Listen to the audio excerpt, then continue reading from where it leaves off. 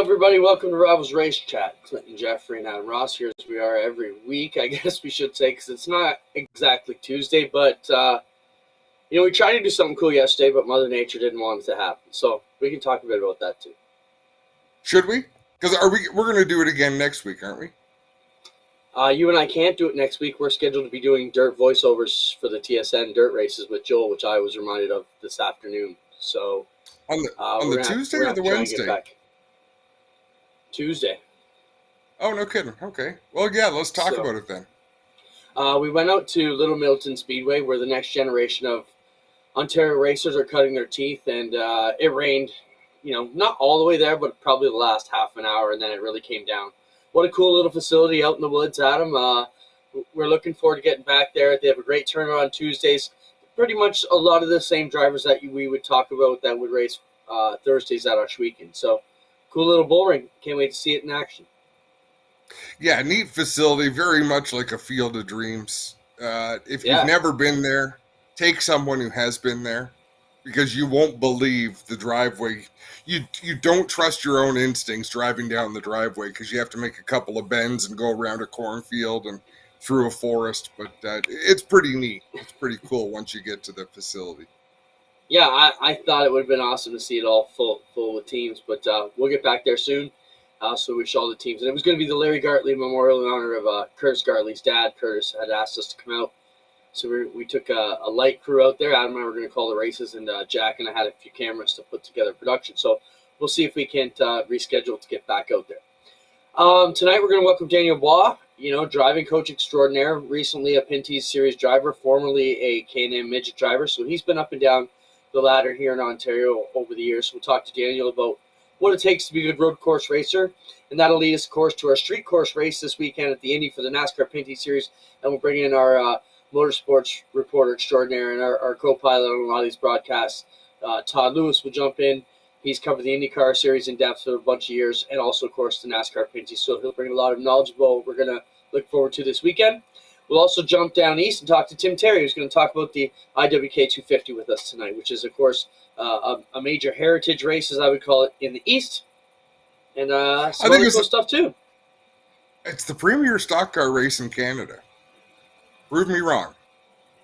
Yeah, you're going to piss off some people by saying that around here, but like you said, prove you wrong. Why would you say that, Adam? Based on the crowd, the history, the number of cars it draws, the crowd, the atmosphere, and the crowd. The prestige to win it. Even an Ontario driver understands what the IWK 250 would mean to win.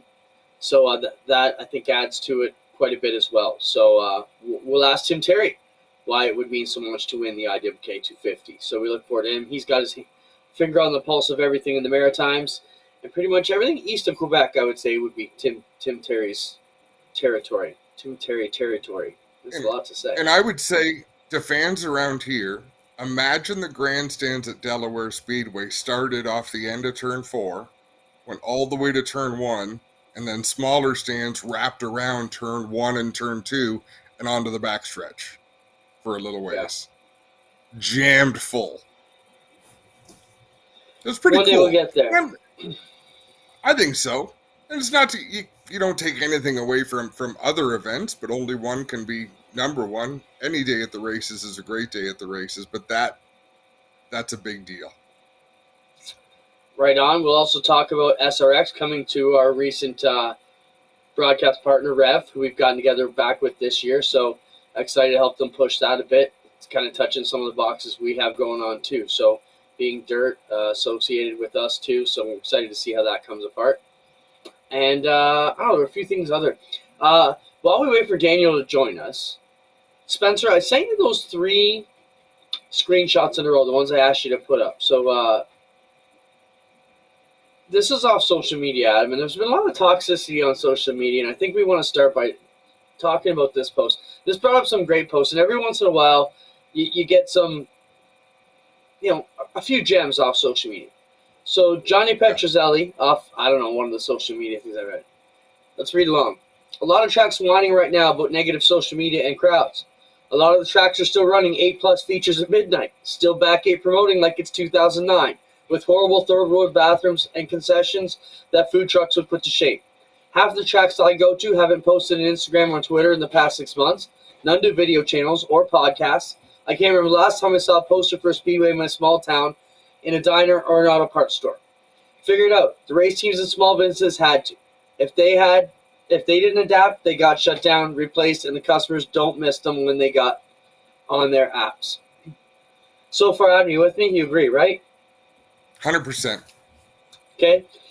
If I bring no non-racing people to the track, specifically young families or families, and they never care to come back, that's not the fans of the race's fault. The promoters of yesteryear got it right. It was dangerous, it was spectacular, and it was fast. It wasn't 10 classes that took the time and that look the same. Sorry. It wasn't 2 a.m. features. It was 8 out of 10 classes running crates. It wasn't, sorry. If my family spends $20 to $50K to running your speedway for the year, and you run it like a side gig or hobby, I don't have a right to complain? And one more we got to get through. Still with me? People have so much to do. There's a million things for families to do these days. Every business, big and small, has a ton of competition. If I ran my small business like a hobby, it would fail too. The tracks up north that are run by fair boards or run 3 classes with a tight schedule, first-class bathrooms and food, real promotion, they're doing fine. Even NASCAR has sellout crowds again. Pretty sure there's one dirt track that has $1 million to win race this weekend. I thought it was a very poignant post. I thought it made a lot of sense, and it wasn't. It was classy jabs, if you could, and it's one of those things that if the shoe fits, strap it on and walk a mile in it, because there's things in there that I grab out of that. You know, I tend to think a lot of us are on the positive side of that, but there's still things we could do better on our side too. Well, and to that point, Clinton, I think things go pretty well at Oswego on Fridays. How often do we sit down after a race and talk about what went right? We Not don't very often. No. We talk about what to do better. How do we shorten this show up? The show's too damn long. Well, yeah, that'll happen when you have 130 cars in the pits, but you still have to. How do we make it shorter? Thankfully, there are. How many bikes were given away? I would say we, but it wasn't we. It was the Speedway. It was the race teams. 65, 75 bikes. Yeah, I didn't actually get the phone number. I'll have to get it from Rachel DeBoer, but I mean, I know when I hand counted, we were north of 50, and they were still pouring in. So I'd say 65 would be a good estimate. I'm going to make some observations of places that I've been recently that stick out in my mind. Canadian Tire Motorsport Park has the most diverse crowd that I have seen in Canadian motorsports. I mean, ethnically diverse, racially diverse, different social groups, economic groups. There's fancy people and there's plain Jane people. I think that is really cool, and that tells a story. What I see at Oswego is a lot of kids. My God, there's a lot of kids at our racetrack on a Friday night. Those are things that I look at to say, wow, what's really going well? Sunset Speedway, hats off to them. Their social media is setting the bar this year. They've done a good job. You take all the things that are going well at different places and add those up. Do it all right, and you're going to be in good shape. You know, we talked about shortening up the show, right? And maybe you can back me up on this. So what we've done at Oswego, we used to have 4 heats and a B main in some of our stock classes, mini stock, street stock.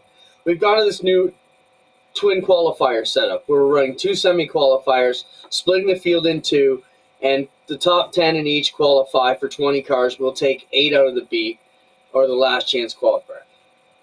I'm taking some flack. I know some teams like it. I think it has a lot to do with where you're scheduled to line up each week that dictates where you like it. Maybe back me up, Adam. I mean, I know coming to broadcast, and let's call it out. They're saying that we're doing it. Crash Myers called me out, so I'll call you back, Crash. He said the mini stocks are basically being, screwed out of time in the street stocks because to help the sprint car show. I don't really think that. No, I think it's 100% the opposite. It's 100% the opposite. First off, Clint, did you email out the links? Because I noticed Daniel's not here, and Tim just sent me a note to say he hasn't received anything. So maybe CC'd you on everything. And I haven't even looked, so maybe make sure those went through. But to that point, and I don't know if Crash is watching or not, we used to run 3 to 4 heats, and they were good heats, 7 or 8 cars, 8 laps. You can cut that time down, and Greg Callan explained it so beautifully Friday night. Instead of an 8-car heat, you've got a 13 or 14 or 16-car heat, so everyone has someone to race with. We're actually showcasing those classes because instead of giving someone an excuse to go down to the concession, we're hitting it a little bit harder, a little bit faster. Every driver is getting more laps and every driver is getting more cars to race with. Let that soak in. Every driver gets more laps. Every driver gets more cars to race with. The only thing we're cutting short is the amount of flags waving. So if you go there to see Dave Hunsinger twirl flags, yes, you're missing out on 3 to 4 races of fewer cars. By no means. We can't really do that format with the open wheel cars because they don't run the same handicap system. I suppose you could get to that point, but people are very quick to point out the negative. Look at the positive. Even the drivers, we've heard from the drivers saying, hey, that's really cool. We're having a lot of fun. Very rarely do you hear an idea where even in the tower, everyone in the tower from Doug Leonard to Darren Shawcross at the other end, everyone says, man, that's going really well. Like this is a win-win. Thank you, Adam, for saying that. I mean, you look at, okay, so we talked about a Rev Association. We're coming up live on Rev tonight at 9 o'clock right after this, and we're going to lead in with a 15 to 18 car. I don't know what the exact number was from Friday. What a heck of a way to kick off the broadcast. I mean, even last week at 7:30, we went live on G-Force. I looked at Jack and I said, wow, what a way to start our show. I love it. If the drivers hate it, man up, let me know. Nobody, not a lot of people said it. And I've said, well, I haven't heard much. Doug's hearing positive things. If you don't like it, let us know why. But it's been a trial run, but I love it. I think the excitement factor is better. And you said it best. I mean, my dad used to say for years, why do you think we go to the what we call fast car, slow car heats at Oshweekend? Because it's so big, it's so wide. After 2 laps, in the traditional style, you've already found the pecking where everybody's gone. Nobody's learning to race with anybody. You're not racing with anybody near you. You're not learning anything by chasing Dave Bailey 10 car lengths behind. You are learning by running with cars your own speed. Now, there is something to be said about not starting every car in that field, Adam. And we did it for Gale last week. I'm not a fan of that. Because in every class, at every racetrack, you're going to have 1 or 2 cars that don't have their shit together, that are half speed, that just haven't figured it out yet, and they don't belong in that A feature. Because that's a problem waiting to happen. So if we can rake 3 of them out, I'm okay about that. But when you have Gail Hill make that request specifically, yeah, you do it. Like there are times you lean that way. Let's acknowledge Rick McCall because I love Rick. I love his opinions, and he's always free to share them, and I appreciate that about him. Rick, are the APC shows too long? First off, the APC does put on a great show. It's phenomenal late model racing. It is the best late model racing in the country as a series. It's solid, it's fun, it's exciting. The days are too long. And I think, and I'm willing to stand up on this. I'm willing to stand to get hung on this cross. They need to start running asphalt races like dirt races. You don't need 4 hours of practice. You don't need all those practice sessions. How come they can do it tonight at Eldora, and tomorrow night they're going to race for $1 million and they get 3 laps of practice? Why can they do that? Why does that work there but not on asphalt? Because of history, right? It's just tradition. So break the tradition, change it. And that might only shorten the APC days up by, say, 3 hours. Instead of having to be there at 10 a.m., you can be there at 1 or 2 p.m. for an evening show. But that's a big difference. But it should get to the point where the shows can be shortened up. Because you know what?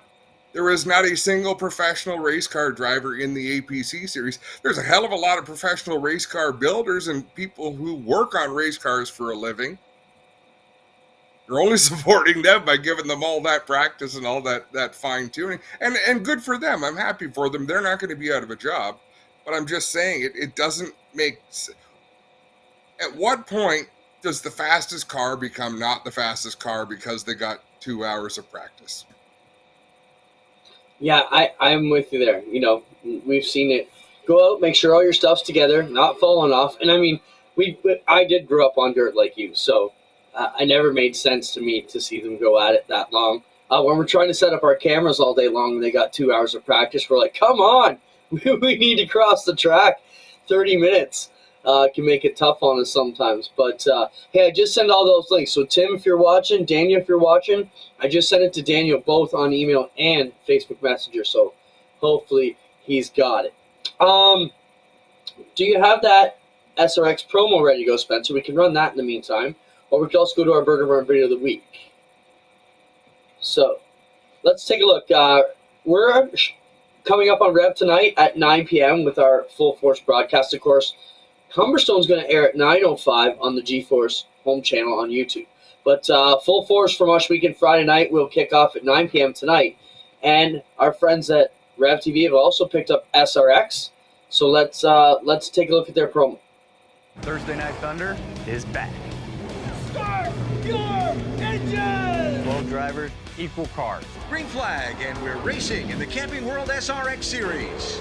6 tracks. All the way across the racetrack. This is going to be a fun race at the end. Great side-by-side action in the Camping World SRX Series. Are you ready? For each one of these drivers, it's also going to be an awful lot of fun testing themselves against the superstars of racing. Find out who's the best. Season 3. Only on Rev TV. So congrats to Mike and Ed over there at Rev TV for pulling that off. SRX will be live on Thursday nights on Rev TV and Full Force Wednesdays. So happy about that. Yeah, I think that'll be awesome. And Rick, you're welcome. Thanks. Again, Rick, I love the emotion. I want people to tell us their truth. But agree or disagree, you don't have to. I mean, I get disagreed with a lot, and some of it's on purpose, and often it's not, and my feelings get hurt, but that's okay because it's good for business. And JRD Motorsports, what the heck's going on? We're seeing a lot of announcements from you guys, a lot of change. I'm not comfortable with all this change, but I hope it's all for the best for you fellas. Congratulations.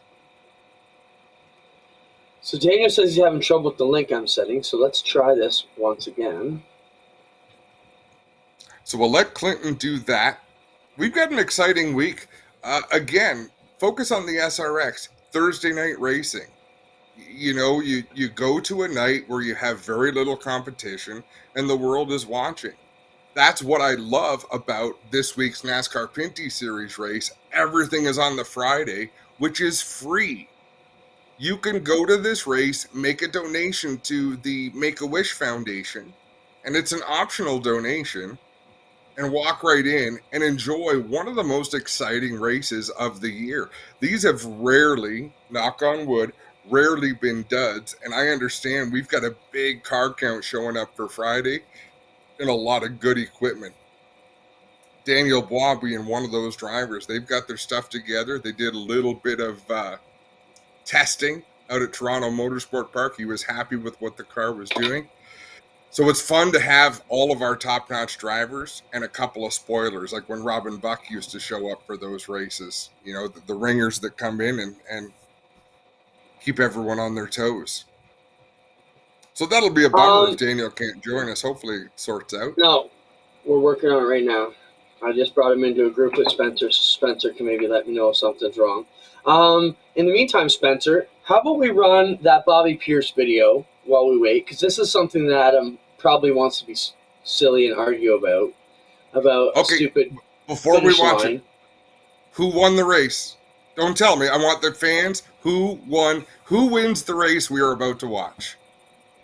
Well, how do they even know if they haven't seen it before? Well, that is the question that we're going to want answered after. So have your fingers ready. Get ready to text blue car or the red car. I don't care how you distinguish them. Let us know who you think win. I know who I think wins. Greg went off on me on the phone about this. He had the perfect argument. Well, we don't need a finish line on dirt. I was like, please, come on the show. You know what he said? I have enough Adam on Fridays. All right, let's go. Roll it, Spencer. Pierce is going to set him up. You know what's coming. What a great race, though, Adam.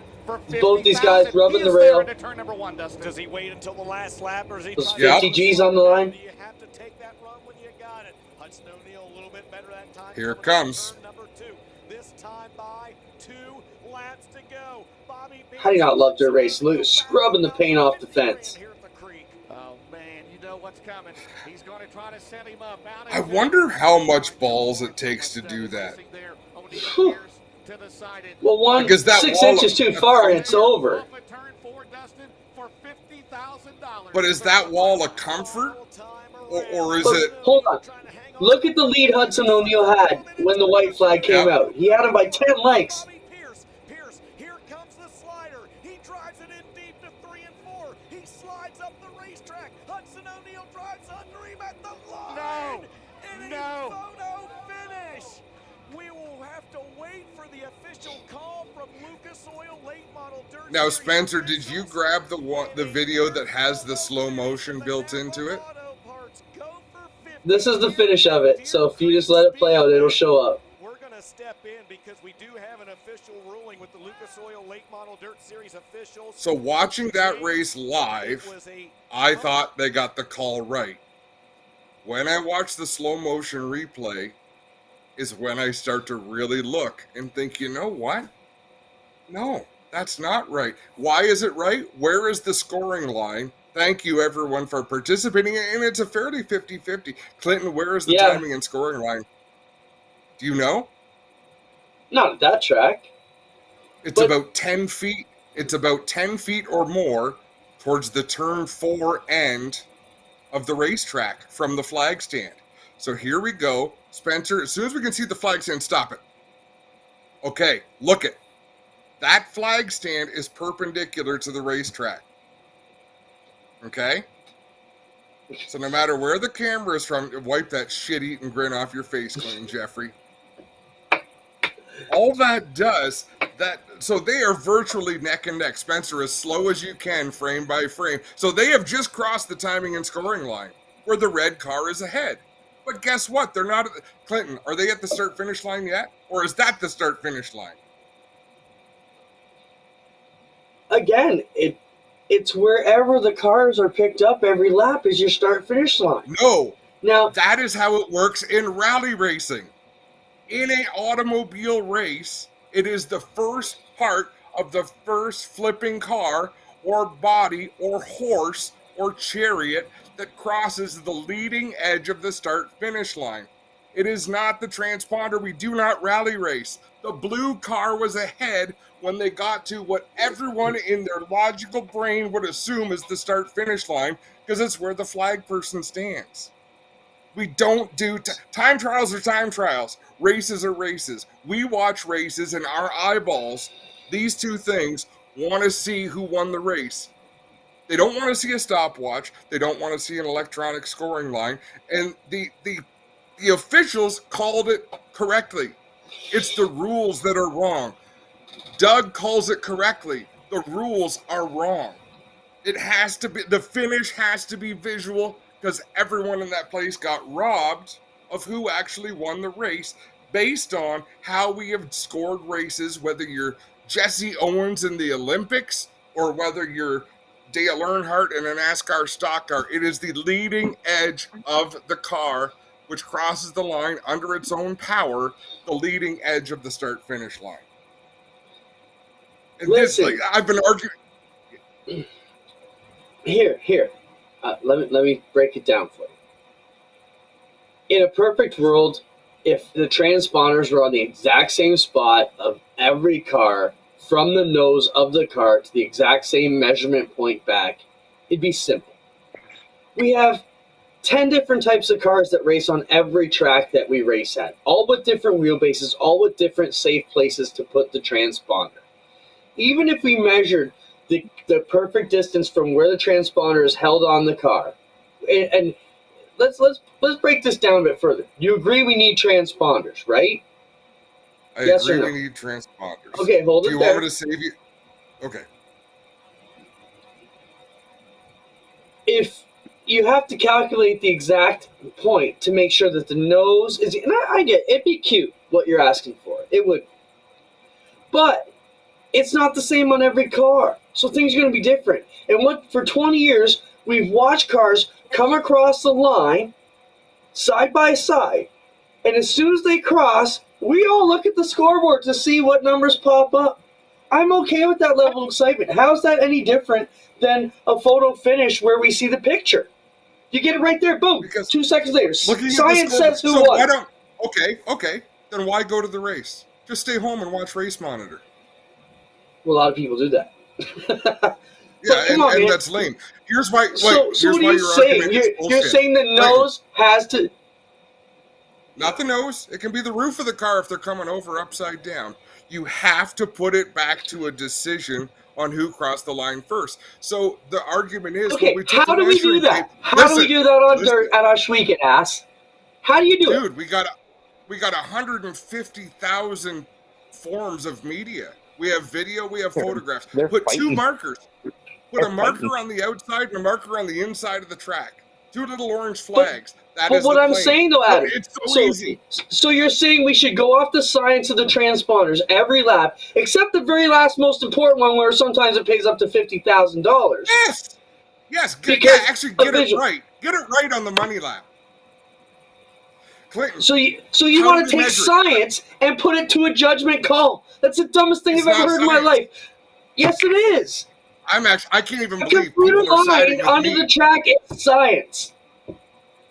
It's unfallible. So what do they do to test? Oh, we measured the transponders. Listen to this. They measured the transponders. That is two-dimensional. That's to help someone like you who needs a stupid visual thing. Cars race in the bring Daniel on. We'll fight this later. Bring Daniel on. He's laughing at us fighting.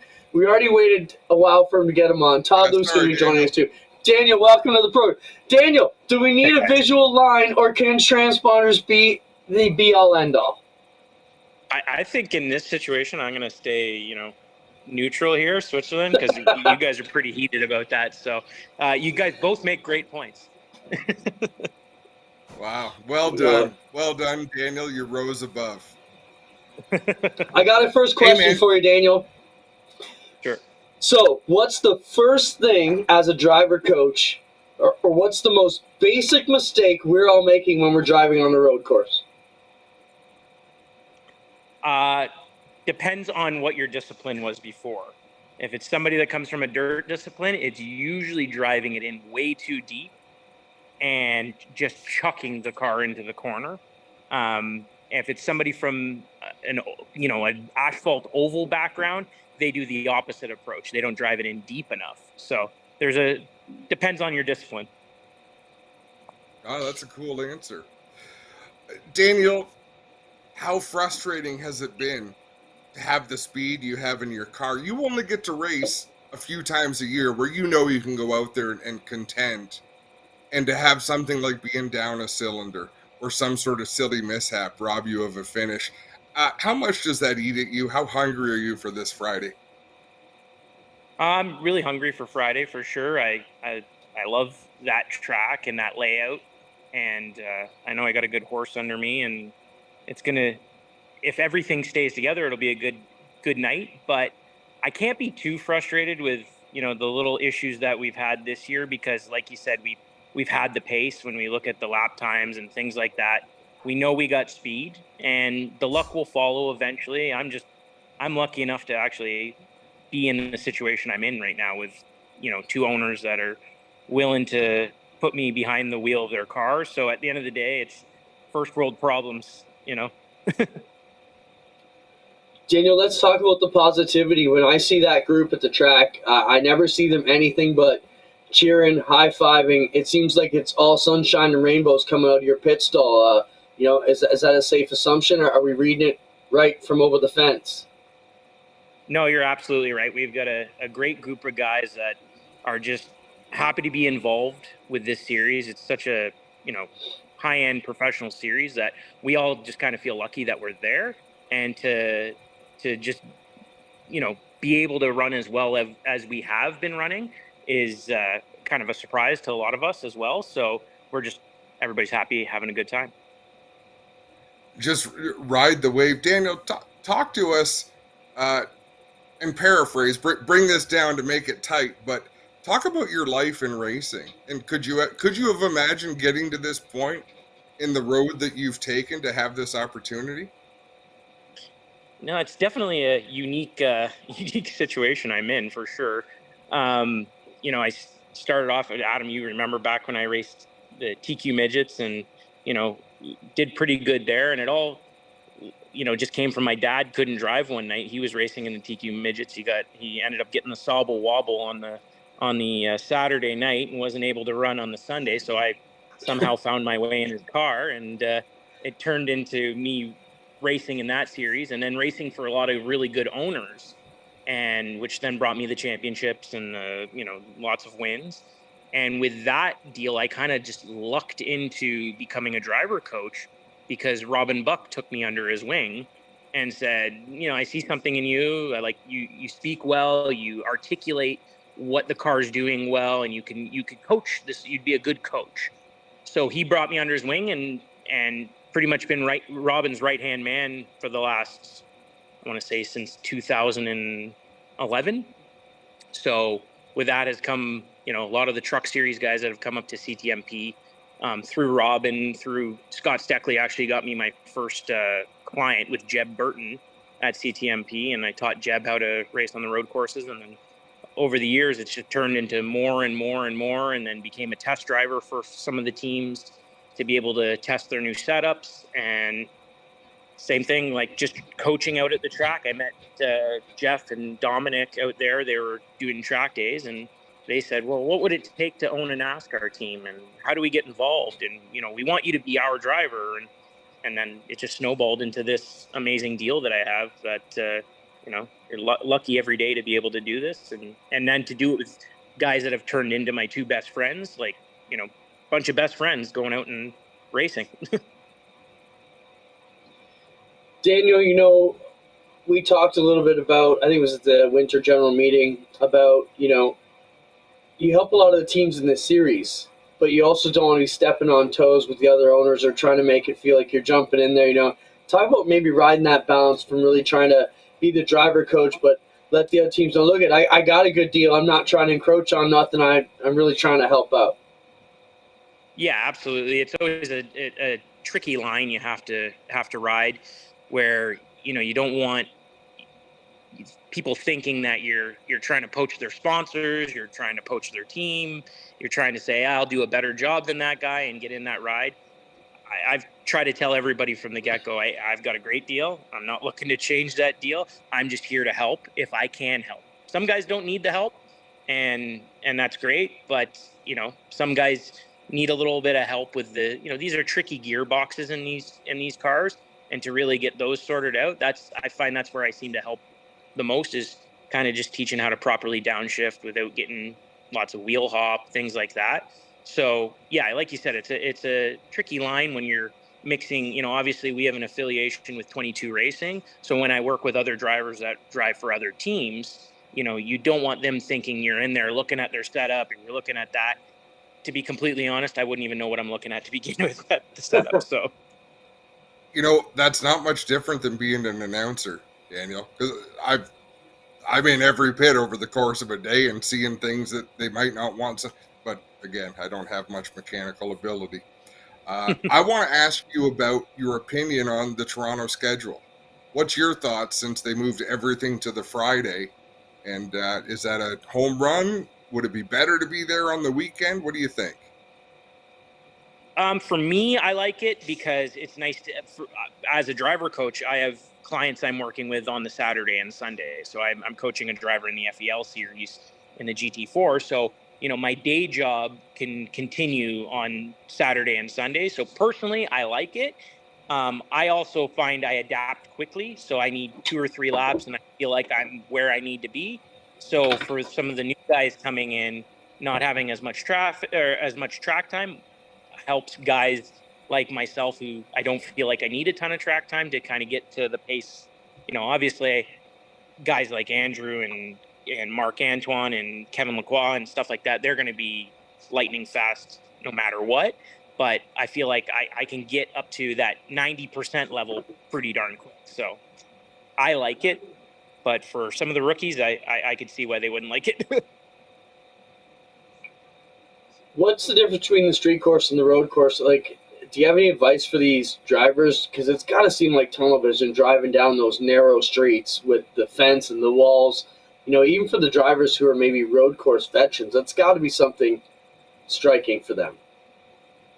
Yeah, I always say when I'm trying to describe the difference between CTMP and Toronto, I haven't yet raced at Trois Rivières, so I can't really speak for that.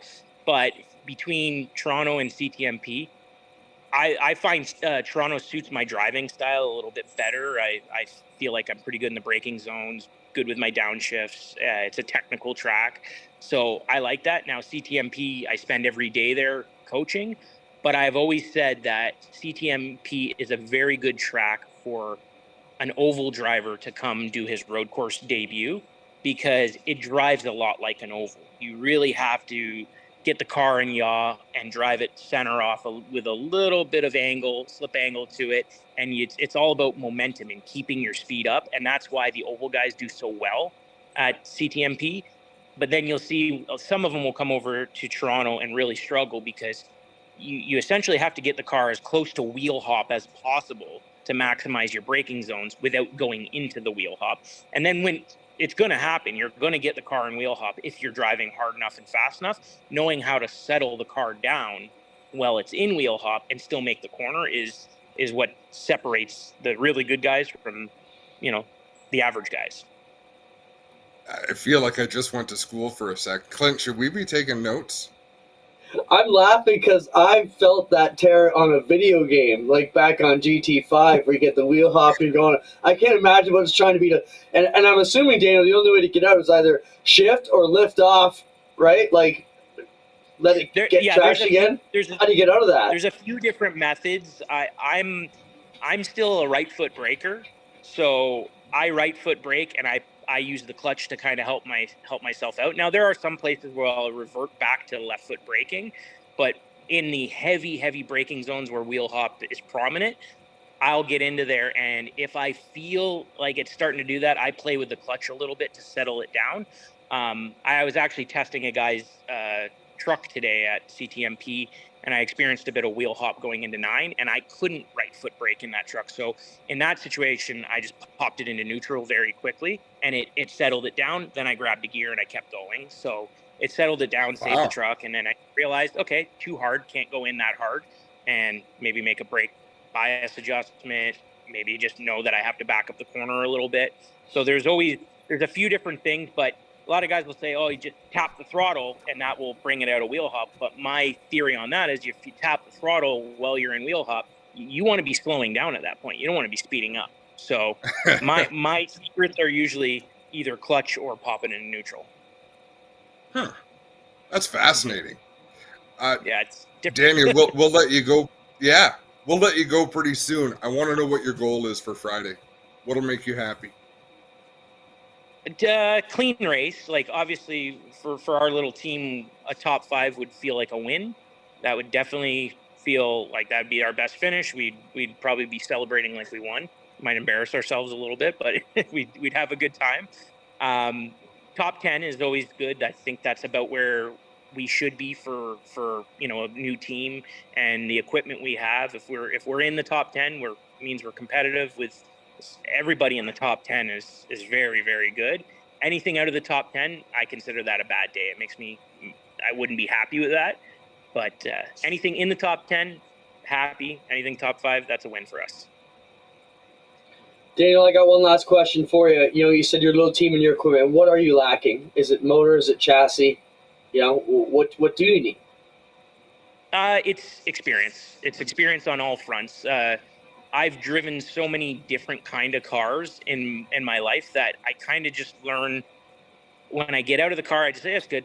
And I don't work on it enough. And we went testing at iCar last week, and, we looked over and we watched different teams just throwing springs out, and the things are going flying. And every session they're changing stuff. And I get out and I'm like, yeah, it feels good.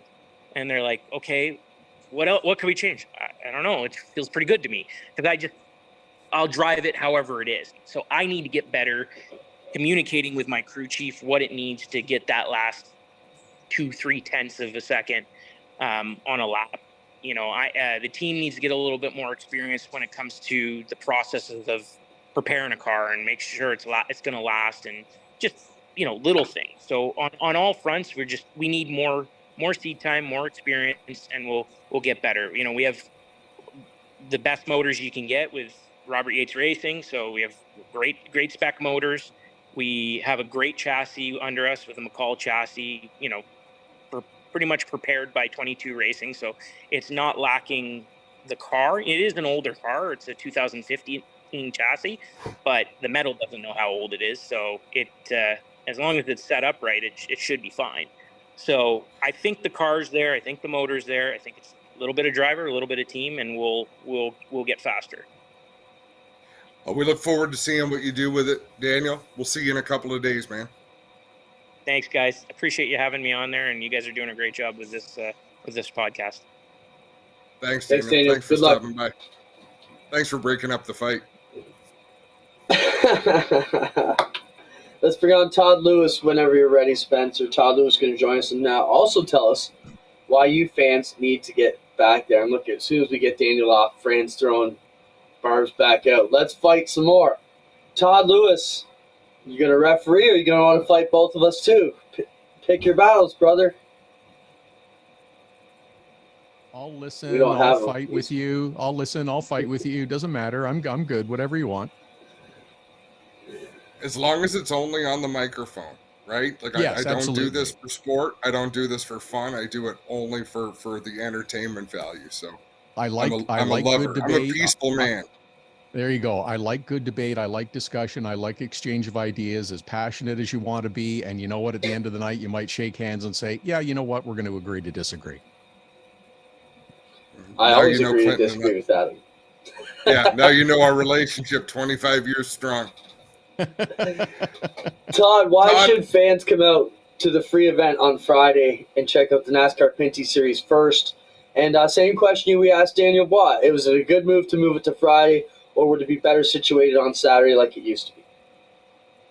I kind of go both ways on it. I like it that it's one day, that it's Friday. You get practice and qualifying session in the middle of the day. Everybody's got a couple hours to run back through tech, make any changes and adjustments that they might want to do within the rules. And then it's like, line them up and go. You only need a certain amount of practice. Everybody that competes in the NASCAR Pinty Series is of a professional caliber, and there's a level of expectation there. If you're someone that needs to learn how to drive a car on a road course, then this is maybe not the event for you, and that you shouldn't be debuting in necessarily. So I'm okay with it being a one day. You are the feature event. It's a Friday. Yes, it's a weekday, but it's a Friday in the summer. And I don't know how many places do summer hours, or it's easy to take off for half the day or part of the day, and it's free. You get in free. Now, if you want to look for value in terms of free is pretty good. So you get activity on track. If you want to start it at first thing in the morning, like I'll be there at 8:30 in the morning, and there's activity on track all day long. Practice and qualifying, as I said, midday for the NASCAR Pinty Series. The Indy cars will get out for a practice, and then the Pinty cars are going to race. And watching these cars race, if the last 7 events are any indication, it'll be door handle to door handle. You're not sure who's going to win right up until the checkered flag waves. And sometimes there's a little bit of space between the cars. Sometimes they're touching as the two of them cross the finish line. So I'm okay with that kind of excitement if it's on a Friday. If you were on a Saturday, you get squeezed into the rest of the schedule a little bit. The way the season schedule is right now, it helps teams to get out of there early, because they'll be out west next weekend. So staying through until Sunday night, they'd be leaving right from the track to start driving out west, and that's pretty taxing on teams. So I'm okay with it both ways. I like being the feature event on the Friday to wrap up the day, and the crowd last year was sensational, and my understanding is that ticket sales are brisk and ahead of last year. And as we said, it's free tomorrow, or on Friday. So why not come out and join? You make great points, Todd. How challenging is it for you?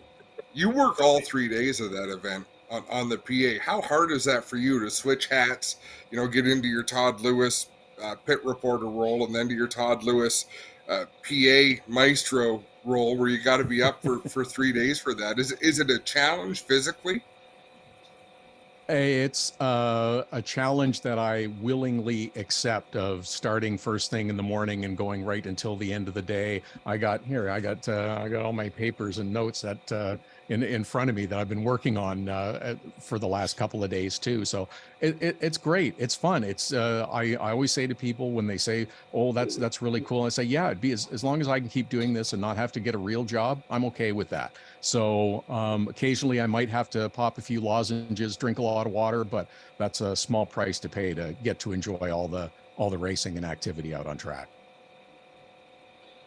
Todd, 26 cars for the NASCAR Pinty Series. That's a fantastic field for Friday. Sure is. A lot of good race cars. Just caught the end of Daniel Bois when he made it on there. He was humble in his approach, and he's right. Experience is the only thing that team is lacking, but a top 10 finish was well within their capabilities. A top 5 finish is absolutely possible as well. And he's right. A few more, like their Pinty's career for that team was 10 races old. Give them a chance to really get their feet under them. They'll be challenging for victories. And Daniel has only driven a handful of oval track events in his life. So let him run a few hundred more laps or a few thousand more laps, and he'll be just fine as well. Kevin Lacroix, Andrew Ranger, Alex Tagliani, LP Dumoulin, Marc-Antoine Cameron. There's so many cars that could win this event. Oh, that Trayton Lapsovich guy's having a pretty good year too, so he might have something to say before the end of it. So I'm excited to see, and as I said, like there's easily 10 or 12 cars that could be the winner of that race on Friday. Todd, I don't think we're going to see a new winner of this one.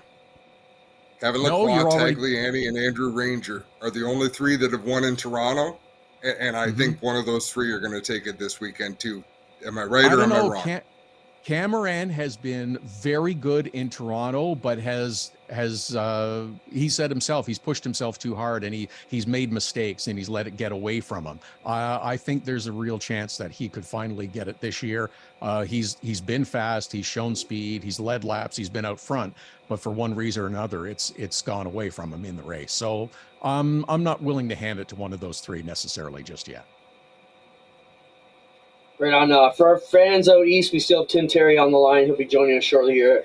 Todd, I'm taking Jack, my boy, for his 16th birthday to Toronto for the Indy on Sunday. Maybe some advice or some tips for first-timers like us who are going to be going to our first IndyCar race. I've been there on the Saturday for the Pinty Series, but never been on the Sunday for the IndyCar race. Really? Give me some tips to have a better day. Okay, so first of all, you don't want to drive. You're taking the GO train in because it takes you right to Exhibition Stadium. You're taking the GO train in and you're walking in. Get there early. The Indy cars are on track for warm-up Sunday morning at 10 or 10:15, if I'm not mistaken. And lots of the Toronto crowd doesn't necessarily come first thing in the morning. So if you get there, the crowd's not as big then. They do pit stop practice during the morning warm-up. So there's always cars coming and going in and out of the pits, and watching these guys changed 4 tires and simulated fuel stop in about 7 or 8 seconds is pretty cool to watch. And you'll see them all do it about a half a dozen times during the morning. So get there, do that. The paddock is open if you've got a ticket. So if you've got a grandstand ticket, you can get through the paddocks and watch them working on the cars as well. Oh, plus there's other races as well. There's Junior Formula Series, the USF 2000 and USF Pro 2000 series. There's a radical race. There's a sports car race. This is all happening on Sunday, and the IndyCar race goes green about 1:50 in the afternoon. So you're going to be home for dinner. So it's actually the perfect day for you guys to go have a full day, see a lot of stuff, see a lot of on-track action, and still get home in time for dinner on Sunday. Love it. Man, oh man, there you go. You rehearsed that. You rehearsed that pitch. I have not rehearsed that pitch, but I suspect I'll be making it a few times on the PA over the weekend. I would imagine. Todd, I'm looking. Go ahead, Adam. We're both happy to see you, Todd, and we both look forward to seeing you on the weekend, and we both thank you for stopping by.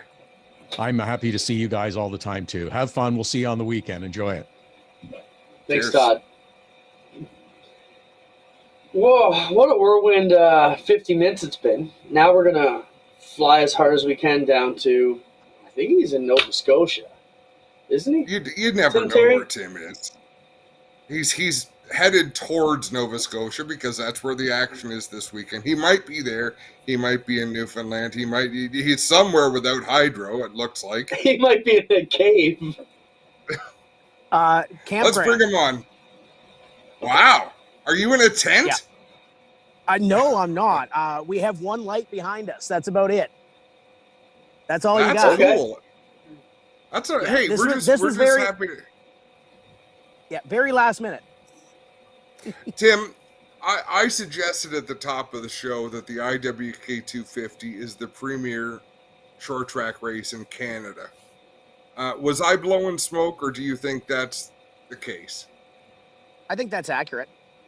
When you look at the field that we're going to have this weekend, 26 cars, the event itself is something. We're practicing tonight. We had 19 late model sports and we had 18 legend cars or there and abouts on a Wednesday night coming to practice. Tomorrow night we'll have the tailgate party. We'll have the pro stock practice, and then racing Friday, racing Saturday.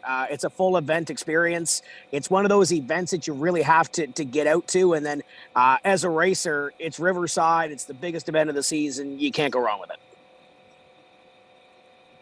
Tim, who are some of the favorites?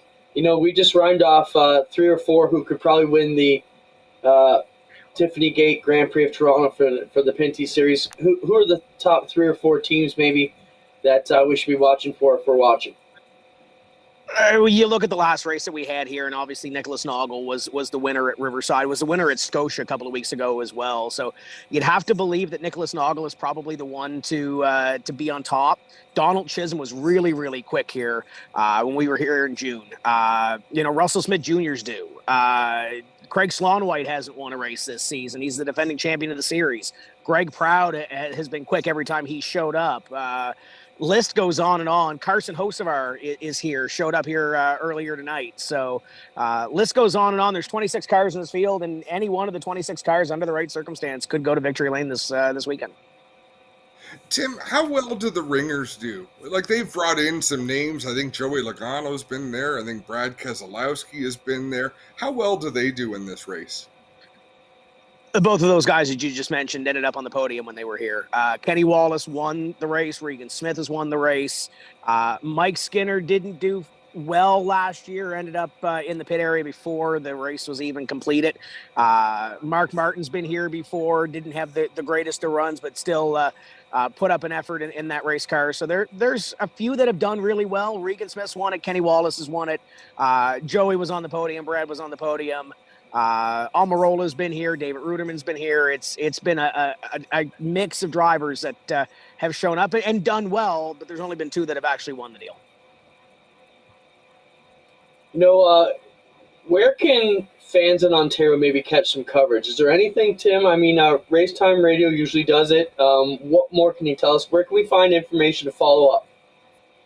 So Racetime Radio will be here. They'll have the audio on Friday and Saturday. We are going to have it on timscorner.tv. So anybody that wants to watch the pay-per-view package, the video package, can do so at timscorner.tv. Listing is not up yet. They have me waiting to officially throw it up there around noon tomorrow. So you'll be able to go over there and check it out and see all the laps live. Rick Spencer Walt's going to be here. I saw Dwayne Baker going in the racetrack when I was coming out earlier today. So a little bit of Ontario talent coming down to try to take it back home. Don't let Rick Spencer Walt hear you say a little bit of Ontario talent.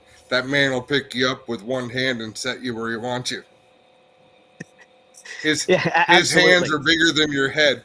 But you know what? I think his type of driving, I think Rick Spencer Walt could have a real good run down there. If the cars translate well, if the rules translate well. I know Junior Hanley flew in tonight. Gary Elliott was picking him up at the airport. He is down there to tune for Dwayne Baker and Rick Spencer Walt. So you got Junior Hanley in your corner. You've always got a shot. Yeah, absolutely. And I know there's a lot of folks that are excited to have Junior here. Stacy Clements is bringing his car up as Heart of a Champion Hot Rod Classic car that was modeled after one of Junior's cars. And it's going to be a special weekend. There's a lot of reasons to be at the IWK 250 this year, and that is one of the reasons. And to see how those cars rip around the racetrack. Dwayne was here last year, was going to come down in June. The weather wasn't ideal in June, never made the trip. So he's got a little bit of experience here from last season, and obviously a little bit with the NASCAR Pinty Series as well. Right on, Tim. All the best this weekend. We'll follow up with you next week, and you can let us know how it worked out. And hopefully I'll be not in the dark. We're actually getting ready. There's a barbecue behind me. I just had some mashed potatoes. I think there's a barbecue pork chop waiting, calling my name. So I'll get over there. You look pretty good in the dark. I appreciate that. I will from you, Adam. I will take that as a compliment. You're good, man. That shit hey, have a blast this weekend, Tim. Thanks for coming on short notice and talking up this event. Appreciate it, boys. Have a good weekend up there. And Newfoundland was great, by the way. Mike James said you guys had a good time over there. Fabulous. Always a good time. Yep. Good deal. Have fun this weekend. All right, man. Thanks, Thank you. Adam, that leads, and I can't believe I'm saying this, kind of backs up what you said about the biggest race. What race in Ontario is drawing a few racers from the Maritimes to drive all the way down and participate? We haven't seen that since the Jukasa. So to see Rick Spencer-Walt down there, we saw what he could do with the APC Series last year, had a breakout season. I think it would be safe to say about Rick's year last year. Even injured, drove the wheels off that car. And that's what makes this event special. You want to see the best from different places come together and compete. That's what makes racing exciting. And that's some of the challenges like Eldora tonight. There's 83 freaking cars at Eldora. Those are the best sprint car racers from all over the place, right? That's what you pay to see. You don't see those drivers all together on the same track very often, but when the event is special enough, that's what you get. I got 2 items to go before we close with a minute and a half to go. Throw up that screenshot from Eldora, Spencer. Tony Stewart, speaking at the drivers' meeting this morning or this afternoon, said, he opened it up and said, I'm a sprint car guy. You bet your ass I was going to pay you guys $1 million too. You're part of history this week. Let's make it special. So in reference to the late model Eldora Million, making sure that the sprint car guys got their share too. Cool deal. Good on everybody at Eldora. I can't wait to jump on there and check it out. Last thing we got for you, Adam, is, I don't know how to put this. Our superstar hurt himself this week. Abby, our drum guy's got a broken wing, and we don't know how he's going to work this week. He broke his collarbone yesterday on his stupid powered unicycle that, man, my dad's intuition was going off saying, man, you're going to hurt yourself on that. I couldn't help but laugh at him today. So now he thinks he's going to be able to get the job done. We're going to have to carry all his gear for him. So if you see Abby around, don't be patting him on the back. He's going to do his best to fly straight from here on out. So all the best, buddy. Any comments on that, Adam? Yeah. No, just get better quick, Abby. I do want to close with one thought, Clinton, on the finish line debate, because the debate's going to rage on. I will not talk about it at the racetrack. At the racetrack, I work for the racetrack, or I work for a series, or I work. What the rule is, the rule is. What the ruling is, the ruling is. But on Tuesday nights or Wednesday nights, when we have this platform, you bet your ass I'm going to talk about it. Hi, TJ. Good to see you. I'm going to bring it up. I'm going to point out how wrong it is. We are a visual sport. You watch races. You feel races. You want to celebrate with the winner. You want to make sure you get the damn winner right. It is right. Every lap they passed the line. Okay, so here's what I will give you. I will concede these things to you, just so people don't think I'm totally an ass too, although somewhat. I'll concede you a visual finish line would be cool. I'll concede to you that would be cool if the car matched up perfectly and we could go off of that. What I'm taxing you with and our viewers is to show us how we can do that with multiple classes on the same night. Now, I already have. I'll tell you, you how haven't done it. No, give because you you're 2 asking for weeks. something different. You're giving something different, though. I'm saying to still use the transponder as the be-all, end-all. Still use the transponder. No, it can't be done. It's not done. It shouldn't be done. Transponder is a timing device. It is a timing device. Really? And I'll give it to you this way. You and I have seen enough shitty officiating in our 25 years in this sport that I cannot believe you want to put it back into those officials' hands. Tell you what, give me 1 week. Give me 1 week this summer. Pick a Friday night at Ush Weekend and say, Adam, we're going to give you the tools to do what you want to do. Please show us how this can work. What do you want to do other than piss me off?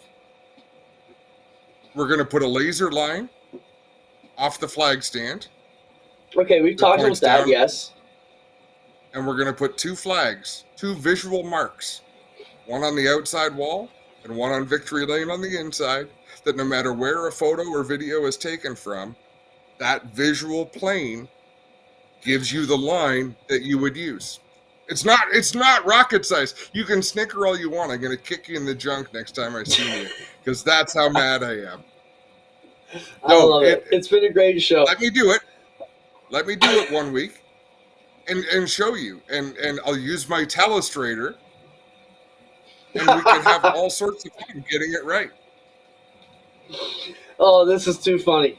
Well, why don't you just draw your magic line on the video screen? We'll give you a static camera, and you can make the line wherever you want.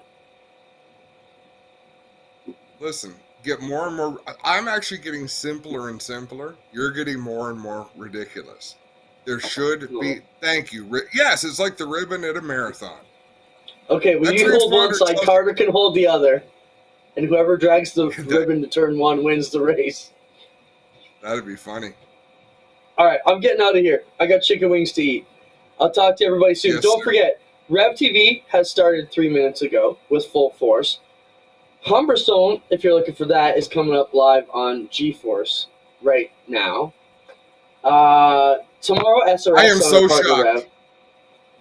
I am so shocked. The people have never sided with me. Clinton, have they? Do you remember a time you and I have fought and the people have actually been on my side? I think I need to retire. I think it's over. Don't worry. I'll turn them back this. You'll say something stupid Friday or Saturday, and they'll all be back in my corner by Sunday. Don't worry. So, as I was saying, Friday Night Live at Ush Weekend, Saturday Night Live at Flamborough with the APC race. And Sunday, we're going to the Indy. So, we'll talk to you soon. Have a great day. Thanks, Adam, for the debate, even though you're still wrong. I love it. Thanks for joining us on a special night. Good night, folks.